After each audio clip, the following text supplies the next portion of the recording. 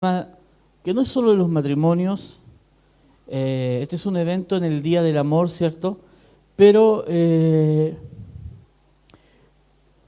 para hablar del amor de pareja hay que hablar de la familia. Y yo quiero hablar más que del amor de pareja en sí, de la familia.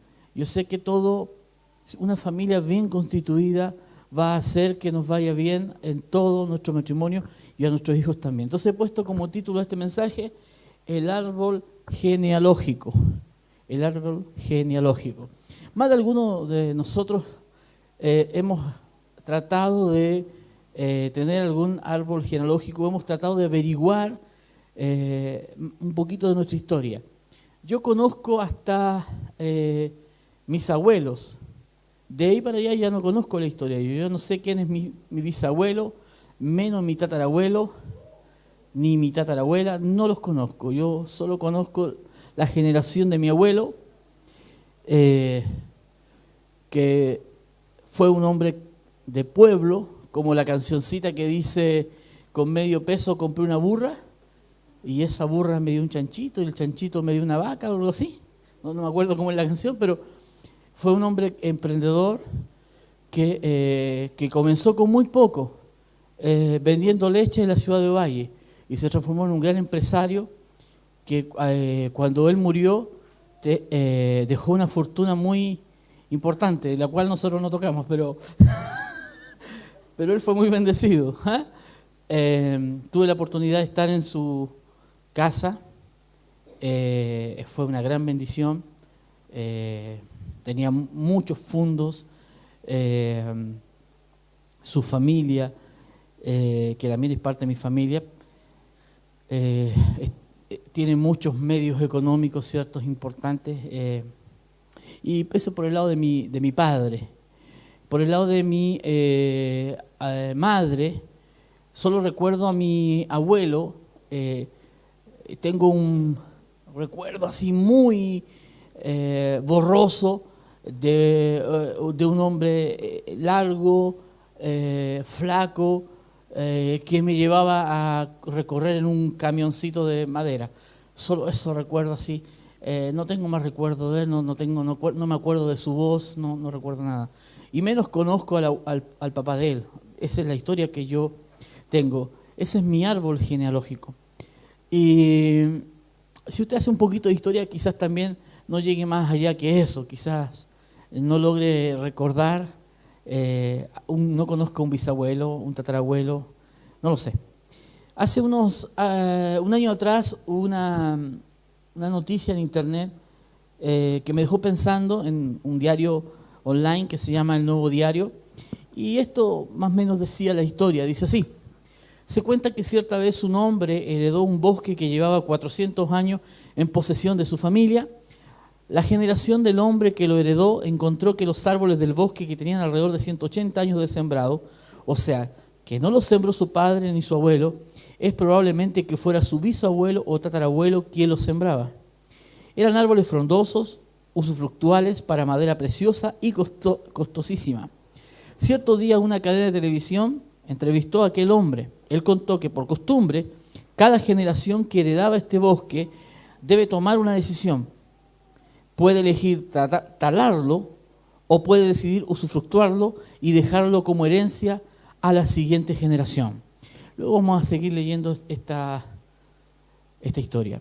Muchos de nosotros, nuestra vida, nosotros somos una semilla, y así como un bosque es un conjunto de muchos árboles, esos árboles alguna vez solo fue un árbol, solo fue una semilla que cayó a tierra y que con el tiempo dio otro árbol y otro árbol y otro árbol, y hoy lo conocemos como un bosque. Nosotros tenemos historia, nosotros no estamos aquí porque nacimos de un día de repente. Detrás de nosotros hay un padre, detrás de ese padre hay un abuelo, detrás de ese abuelo hay un bisabuelo, y detrás de ese un tatarabuelo, y seguimos para atrás con la historia. Nosotros somos parte de un bosque, somos parte de una generación. Alguien plantó una historia y alguien nos hizo que nosotros estuviésemos aquí. Nosotros también tenemos semillas como aquellos árboles, y vamos a levantar una generación de nosotros va a nacer un bosque, van a salir muchas personas, muchos hijos, vendrán mis nietos, mis bisnietos, mis tataranietos, y harán historia quizás en tantas partes del mundo, en distintas áreas de la vida.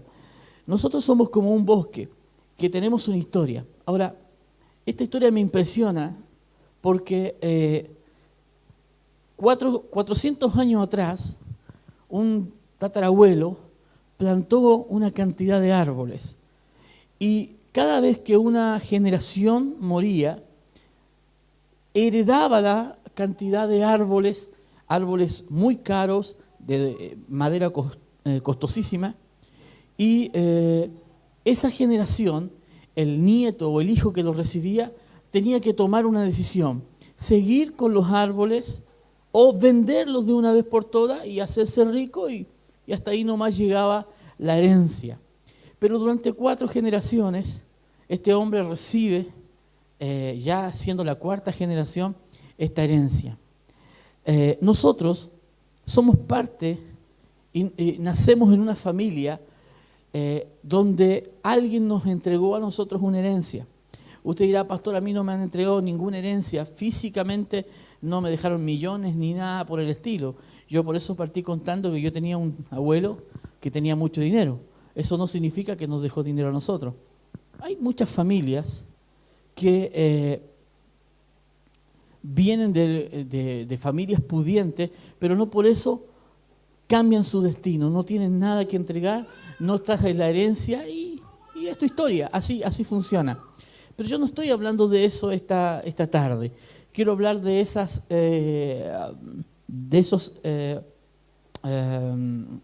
ofrendas, de esa historia que tu familia construye. Hay muchas personas que no son más porque viven recriminando a ese padre que nunca les dio un cariño, nunca les dio el amor que correspondía, una madre que les dejó sola, una familia que nunca les acompañó. Y en otras palabras, cuando se encuentran con la herencia, vemos a este hombre que se encuentra con millones de árboles, pero cuando tú te encuentras con tu herencia, puede que sí, puede que tu familia te hubiese dejado una gran herencia. Y no estoy hablando de la parte económica, estoy hablando de valores, estoy hablando de situaciones, de un estatus de vida espiritual que dejó tu familia. Pero también tu familia puede haber dejado todo talado, los árboles de tu pasado, y cuando formaste tu matrimonio, cuando formaste tu vida, te encontraste que lo único que te dejaron era un lugar vacío, donde no hay árboles, donde no hay de dónde usufructuar, no hay nada que vender, porque en realidad tu generación, tus padres, no fueron capaces, por distintas razones, no estamos juzgando eso, de entregarte una herencia donde partir de ahí en adelante. En otras palabras, te has hecho solo, has formado tu matrimonio sin que nadie te apoyase, has hecho la vida de matrimonio sin que nadie te guiase y recibiste una vida sin herencia. ¿Me está escuchando, cierto? ¿Me va siguiendo? Bien, muchas personas no logran avanzar en la vida y hoy día los psicólogos están muy metidos en nuestra sociedad, ¿cierto? Ellos van a la universidad, estudian para tratar de ayudarnos a nosotros los seres humanos, pero como yo enseño siempre, usted no puede arreglar un auto Peugeot en una empresa donde Nissan. Usted no puede ir con el auto Nissan a una Peugeot, porque aunque los dos son autos, no son del mismo fabricante y no tienen las mismas piezas. Usted, por más que vaya a un psicólogo, que por más que estudió, el fabricante de nosotros no es el hombre. Quien nos fabricó a nosotros es Dios. Y los consejos, las piezas que sirven para nuestra vida, para nuestro matrimonio, están en la Biblia. Solo están en la iglesia, solo se aprenden a través de la palabra de Dios. Y por más que te trates con un psicólogo, finalmente terminas tomando pastillas, termina ayudándote lo más que puede, pero son piezas alternativas que finalmente no duran, porque donde están las piezas reales es en la palabra de Dios. La Nissan se arregla la Nissan, la Peugeot es la Peugeot. ¿Amén? Entonces muchos de los psicólogos hasta como que están de acuerdo que tú eres En otras palabras, lo que te pasó, eres hoy en tu presente gran parte de lo que te pasó en tu pasado. Y hay personas en la historia de la vida que nunca logran surgir, que nunca luchan por nada, porque sienten que sus padres les fallaron, sienten que su familia les falló, y finalmente dicen, bueno, ¿para qué voy a surgir más? ¿Para qué voy a luchar yo si mira lo que me hicieron mis padres? Y finalmente ellos terminan replicando lo que sus padres le hicieron. Nunca sus padres les dieron cariño, ellos son descariñados con sus hijos. Nunca su madre se sentó a hablar con ella, a darle un consejo a la hija, y ella tampoco lo hace con su hija. Sin embargo, hay muchas personas que a pesar de que sus padres fueron descariñados, ellos han escogido formar una familia distinta. Hay un caso en la Biblia, una historia de un rey que no tenía por dónde ser un gran hombre de Dios. Tenía toda la vida destrozada y vamos a ir hablando de él. Vamos a ir primero al abuelo de esta generación, de esta herencia de árboles. Y vamos a ir a hablar primero de Manasés. Manasés está en 2 de Reyes 21:1. No son reyes muy conocidos, pero la Biblia habla de los reyes en Primera y Segunda de Reyes y en Primera y Segunda de Crónicas. Dice así: de 12 años era Manasés cuando comenzó a reinar y reinó en Jerusalén 55 años. Eso fue lo que él reinó. El nombre de su madre fue Esbita e hizo lo malo ante los ojos de Jehová, según las abominaciones. Este es uno de los peores reyes de la Biblia. Dice, las naciones que Jehová había echado delante de los hijos de Israel, porque volvió a edificar lugares altos que Ezequías su padre había derribado, levantó altares a Baal e hizo una imagen de acera, como había hecho Acab, rey de Israel, y adoró a todo el ejército de los cielos, rindió culto a aquellas cosas. Asimismo edificó altares en la casa de Jehová, de la cual Jehová había dicho, yo pondré mi nombre en Jerusalén. Edificó altares para todo el ejército de los cielos en 2 atrios de la casa de Jehová. Pasó a su hijo por fuego y se dio a observar los tiempos. Fue agorero e instituyó encantadores y adivinos, multiplicando así el hacer lo malo ante los ojos de Jehová para provocarlo a la ira. Yo voy a hablar de un rey cuyo abuelo es idólatra, maltratador, hizo lo malo ante los ojos de Jehová durante 55 años y dicen que de tal palo tal astilla. Y realmente este abuelo tenía un desastre en su vida. Dicen que fue uno de los peores reyes de la Biblia. Dice que en la casa de Dios, como él era el rey, trajo santos, adoró a los cielos, adoró a cuanta cuestión estaba en el cielo, Júpiter, Neptuno, lo que se le ocurría. Dice que practicó la brujería, que aceptó a los hechiceros, hizo pasar a su hijo por fuego. Era un tipo malo. De ese hombre, yo voy a hablar del nieto de él, pero necesitamos conocer la historia de su genealogía, porque hay muchas personas que me dicen a mí, pastor, ¿sabe qué? Yo no soy más porque de verdad usted no sabe cómo era mi abuelo, usted no sabe cómo era mi papá. Y yo quiero demostrarle que cuando usted decide cambiar su futuro, usted lo puede hacer. Amén. Bien, este Manasés tuvo un hijo, se llama Amón, 2 de Reyes 21:19. De 22 años era Amón, este es el papá de quien voy a hablar yo. Cuando comenzó a reinar, reinó 2 años, solo 2 años tuvo de rey. El nombre de su madre fue Mesulemet, hija de Arús, de Jotab. E hizo lo malo ante los ojos de Jehová, otro más, de tal palo, tal astilla. E hizo lo malo ante los ojos de Jehová, como había hecho Manasés su padre, y anduvo en todos los caminos que su padre anduvo. Hizo lo mismo que el papá. Por eso que la gente dice, claro, si él es así porque su papá era así. No te preocupes por esa mujer, si su mamá era igual. Entonces, tienden a juzgar a los hijos por lo que hizo la madre. Y en algunos casos, los hijos son el vivo retrato de los padres. Bien, eh, sirvió a los ídolos a los cuales había servido su padre, los adoró, dejó a Jehová, el Dios de sus padres, y no anduvo en el camino de Jehová. Y los siervos de Amón conspiraron contra él y le mataron. Lo asesinaron finalmente los que trabajaban con él. Porque usted tiene que entender que cuando un rey gobierna 55 años, hace lo malo, un presidente que gobierna una nación lleva al pueblo a la pobreza, a la miseria, hay corrupción. Y luego viene su hijo y su hijo sigue los mismos pasos de él.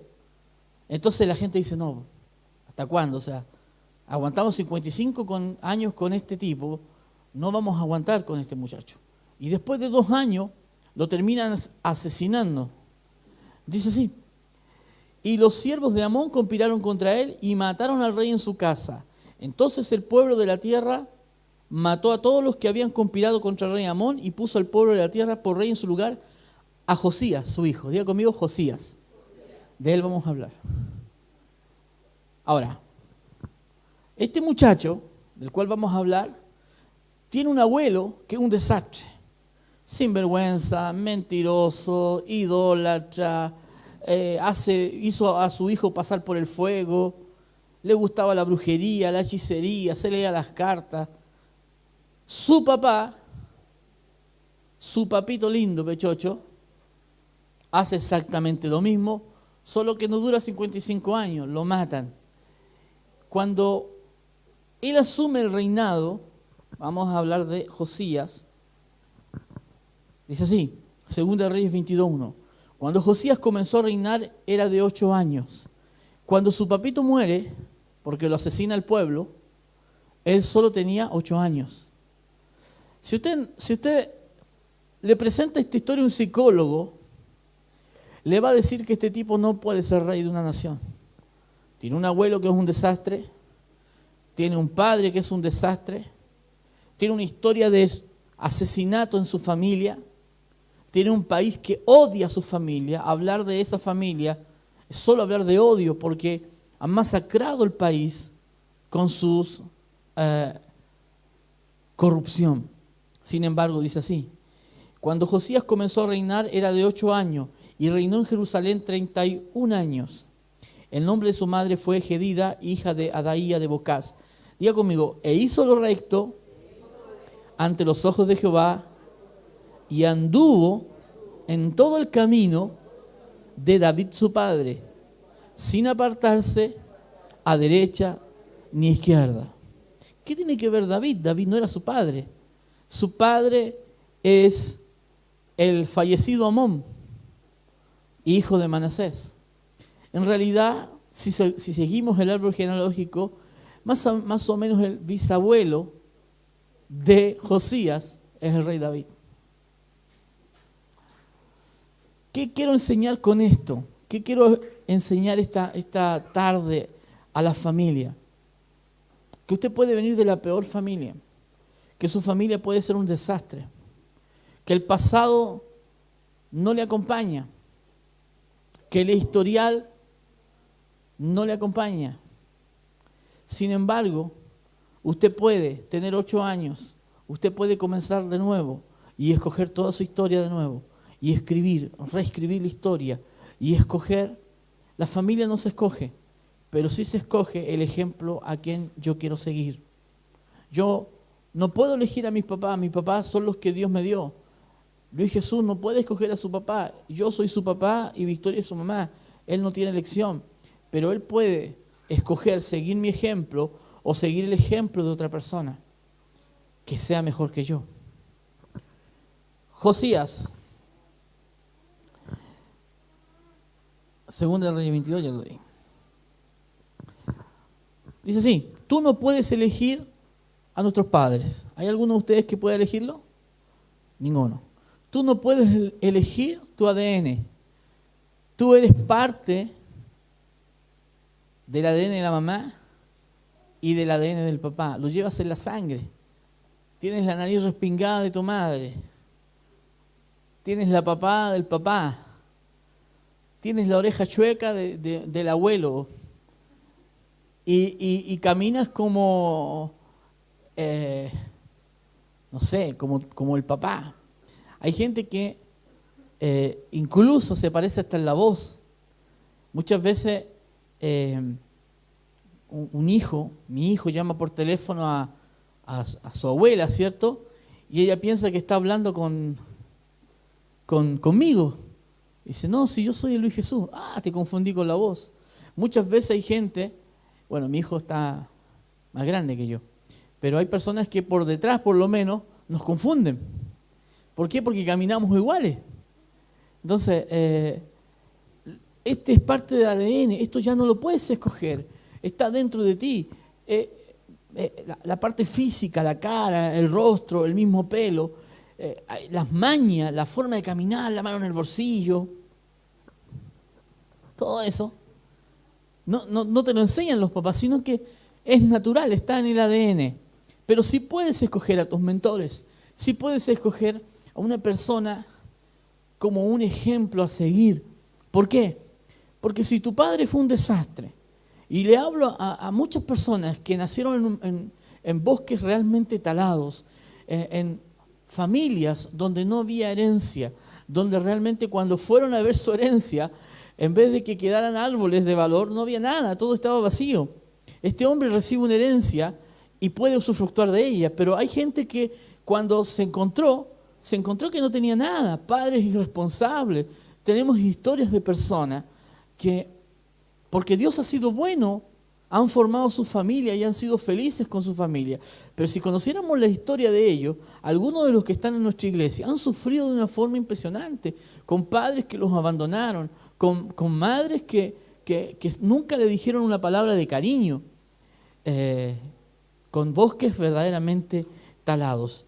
Cuando llegan a la iglesia, entonces ellos pueden seguir volviendo a mirar esos modelos o comenzar a mirar modelos de familia de verdad, familia según la Biblia. Tú puedes escoger eso, no puedes escoger tu familia, pero esta familia sí la puedes escoger. Es una decisión tuya. ¿Amén? ¿Puedes escoger tu descendencia? Sí. Tú puedes escoger con quién te vas a casar. Yo siempre he dicho, cuando un joven se va a casar, también es importante que mire la familia. Porque si la familia es complicada, si por más que ella sea Julieta y que sea muy linda, ¿cierto? Si es pariente de los Capuletos y nosotros somos Montesco, vamos a tener serio problema. Porque los Capuletos y los Montescos no se llevan. Si la familia de él es una familia violenta, que siempre están metidos en problemas, pero a ti te gusta porque él es encachado, porque es taquillero, porque muestra el calzoncillo cuando camina, ¿cierto? ¿Qué va? Entonces, no, que es lindo, que es matador. Entonces, tú tienes que pensar que cuando te cases, ese día del casamiento, no vas a poder decir, vamos a hacerlo con bebida nomás. No, porque van a llegar las petacas, van a entrar cuánto contrabando a ese casamiento, ¿cierto? Todos con abrigo, en pleno verano van a llegar todos con abrigo. Porque tú te casas no solo con la persona, dice, no, yo me caso contigo, no con tu familia. Sí, pero en realidad uno también tiene que ver la familia, y no estoy hablando de clasismo, escúcheme, yo lo que estoy diciendo es, cuidado, porque si su familia manipula, ella manda más que la mamá dice, va a hacerlo de esta forma, y finalmente tú terminas siendo parte de otra familia, no formas tu matrimonio, no vas a escoger tú tu descendencia, van a escoger tu descendencia por ti. Entonces tienes que aprender a escoger tu descendencia y para eso tienes que escoger bien a la persona con la que vas a vivir todos los días, todos los 14 de febrero. ¿Amén? Cuando te recuerdas los 14 de febrero, tú tienes que pensar, si yo la escogí. ¿Puedes cambiar el ADN de tu futuro? Claro, porque hay un ADN físico, que es el que no lo podemos cambiar, pero hay un ADN espiritual. O sea, mi padre era violento, mi abuelo era violento, mi tatarabuelo era violento, pero yo decidí ser un hombre de paz. Yo decidí ser un hombre de una familia tranquila, de llegar temprano, cuidar a mis hijos. Yo no decidía, mi padre era un ferrero, mi madre era buena para la cumbia, llegaba a las 6 de la mañana. ¿Cuál es el problema? Era mi madre, mi abuela. Pero yo decidí pasar mi fin de semana en la iglesia. Yo puedo afectar el ADN de mis hijos en lo espiritual, no en lo físico. Porque capaz que hasta se parezca más todavía a tu mamá. Una cosa que le pasa a las yernas, cuando no quieren a la suegra, es que el hijo o la hija se parece, pero es la cara de la suegra. Pero es como que odian a la suegra, pero cuando ven la hija es igual. Y hasta tienen las mismas mañas. Entonces, tú puedes cambiar el ADN espiritual de tu familia sirviendo a Dios como corresponde. ¿Me están siguiendo hasta ahí? Segunda de Reyes 22-24. ¿Qué hizo Josías? Dije que no iba a ser muy larga la prédica. Es una enseñanza más que todo y luego quiero orar por la familia. Segunda de Reyes 22-24 dice así. Asimismo barrió Josías. Mire lo que hizo Josías. El papá ponía brujo, hechicero. El abuelo hacía lo mismo. Mire lo que hizo Josías. Asimismo barrió Josías a los encantadores, adivinos, terafines, todas las abominaciones que se veían en la tierra de Judá y en Jerusalén, para cumplir la palabra de ley que estaba escrita en el libro del sacerdote Hilcías, que había hallado en la casa de Jehová. No hubo otro rey antes de él que se convirtiese a Jehová de todo su corazón. No hubo otro rey, cambió la historia de su familia. A él le presentaron una familia talada. Cuando él recibió su herencia, cuando Josías se subió al trono con 8 años, seguramente la gente decía, otro más de esta familia, otra vez vamos a tener que matar a uno porque ya se nos viene con... Estos son igual, y más encima hasta se parece al abuelo. Pero sin embargo, él, aunque físicamente, aunque el ADN del abuelo corría por su sangre, él había decidido tomar una decisión, cumplir la palabra de Dios a cabalidad. Dice la Biblia que no se corría de la palabra ni a la derecha ni a la izquierda. Él hacía todo lo que la Biblia decía. Sacó los brujos, sacó los hechiceros. No hubo otro rey antes que él. En los epitafios, cuando él tenía que ir quizás a la tumba, él tenía que ver a uno que decía, aquí yace don Amón, por fin. Después fue a ver el epitafio de su padre o de su abuelo Manaset. Aquí murió el infeliz de Manaset, abuelo de Josías. Entonces, cuando él iba una de las cosas que a mí me gusta, y yo siempre se lo he dicho, hace mucho tiempo que no lo hago, pero cuando era más joven me gustaba ir al cementerio. Y decía, ¿qué tiene de lindo cementerio? Sí, nada. No hay cosas muy lindas, pero ¿sabe? Me gusta leer los epitafios de las personas, porque resumen en gran parte qué fue ese hombre, qué fue esa mujer. Dice, por ejemplo, dice un epitafio ahí, le dije que no me moviera la escalera. Por ejemplo, ahí da la instancia de que... no, esa es broma. Aquí yace Perico Los Palotes, padre, esposo, fiel, amigo, nunca te olvidaremos. Entonces dice, este fue un buen hombre. Sin embargo, uno se encuentra con epitafios que son bastante decidores. Aquí murió don Perico Los Palotes. No hay nada más que decir de él. Y otros que ni siquiera le alcanzó para escribir nada. Mueren sin dejar una historia, sin dejar una herencia, sin dejar árboles para el futuro, sin tener un árbol genealógico, que aunque lo tienen, no lo tienen realmente. Está vacío, está talado su futuro. Pero hay hombres como Josías, que a pesar de no tener de dónde agarrarse, a pesar de tener un abuelo como un desastre y un padre que es la copia del abuelo, toma una decisión. Y Dios, en su epitafio final, podemos escribir, no hubo otro rey antes que él. Yo quiero que cuando me escriban mi epitafio pongan, no hubo otro como Luis.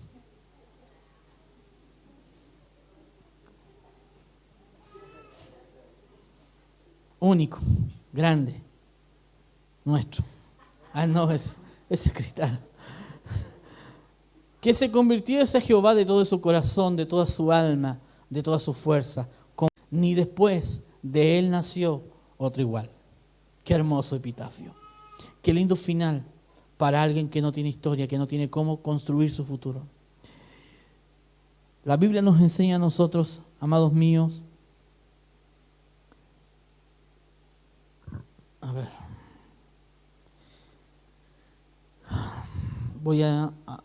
dice, termino, Segunda de Reyes 2:9. Segunda de Reyes 2:9. La Biblia nos enseña de que hubo un hombre llamado Eliseo, el cual no sabemos el pasado de él. De Josías conocemos la historia, pero Eliseo no conocemos nada de la historia de él. Solo conocemos que él sabe de que hay un gran profeta que se llamaba Elías, y él ve cómo Elías hace milagro y él decide seguirlo de tal forma que él le pide por favor que él quiere tener una doble porción. Su ejemplo a seguir no son los padres ni es su pasado, sino es un hombre que es un hombre de Dios. Y la Biblia nos cuenta de que cuando Eliseo es arrebatado al cielo, Elías es llevado al cielo, Dios le concede la bendición a él de tener la doble porción de unción. El versículo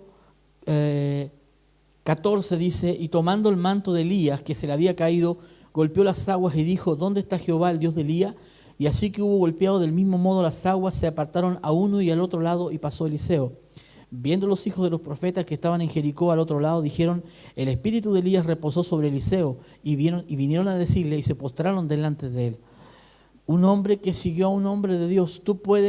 No puedes cambiar tu pasado, no puedes cambiar tu familia. Es la familia que te tocó y puede ser una bendición. Puede ser un árbol lleno de árboles y puede ser un bosque totalmente talado. Eso no lo puedes cambiar, pero sí puedes cambiar tu futuro escogiendo a un hombre de Dios. Primero a Jesús. Pablo dijo, imitadme a mí como yo imito a Jesús.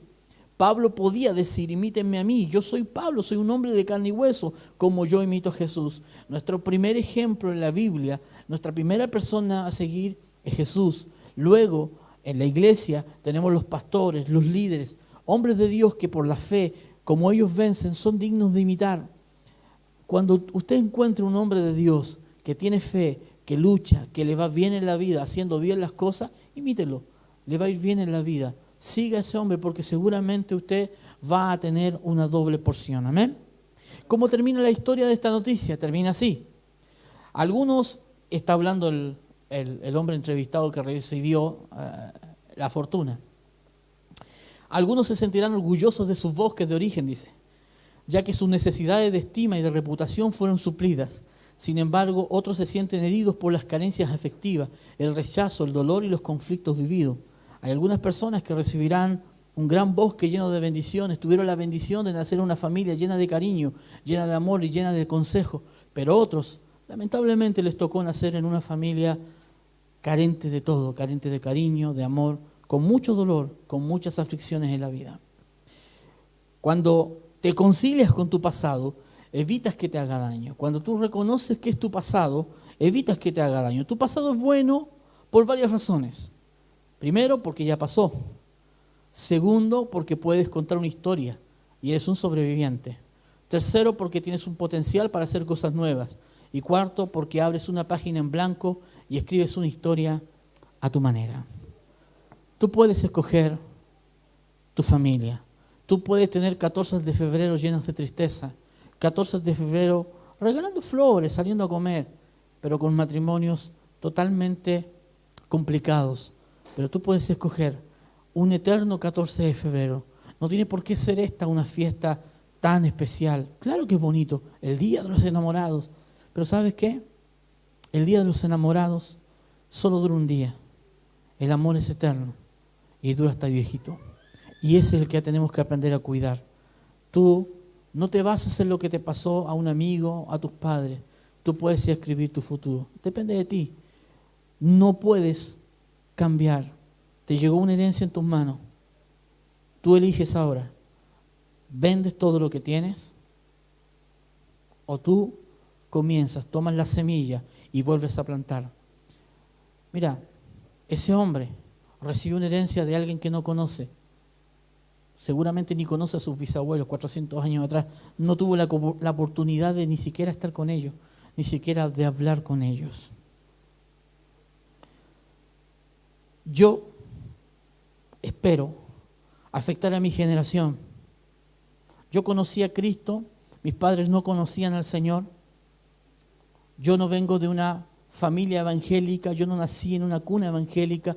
Nosotros antes de ser evangélicos éramos católicos, apostólicos, chilenos. Y después andino.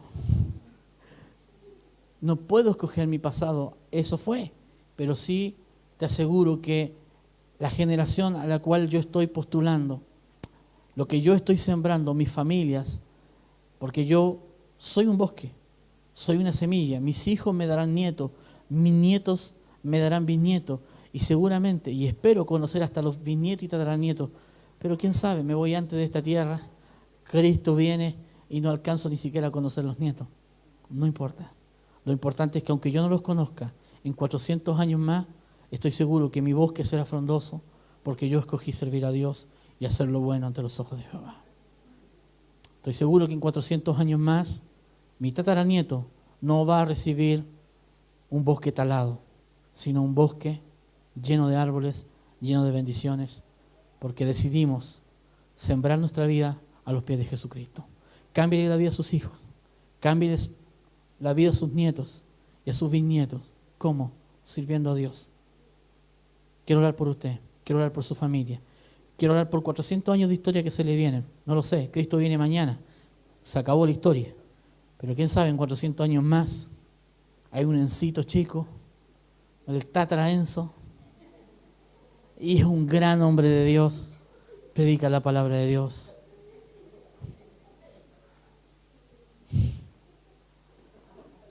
Quizás cuántos hijos e hijas tendrá el Pastorales.